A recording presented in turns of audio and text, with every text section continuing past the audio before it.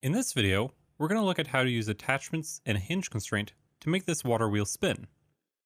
The first thing I'm going to do is I'm going to use the move tool to move this wheel up a bit so that I can see what I'm doing. Then, over in the model tab, I'm going to click on create and select hinge.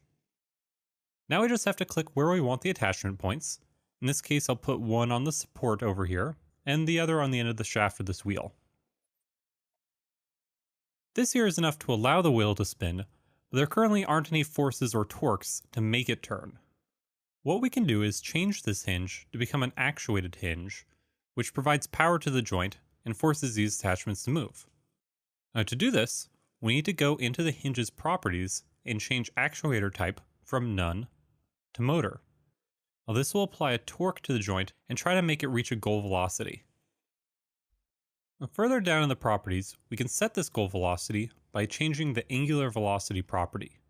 This property is measured in something called radians per second, which basically means a value of about 6 here is going to make the wheel spin about once per second. Now that's probably too fast in this case, so I'm just going to set the value to 0.5. Now note that you can see the direction the hinge will spin by looking at this adornment around the first attachment.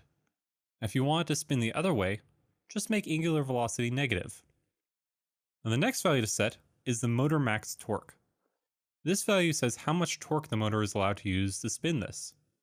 Since this wheel is really pretty large and massive, we need a really high torque to get it spinning. A value of about 100,000 should work. So now if we move our wheel back into position, run our game, we can see that it now spins on its own at a constant rate.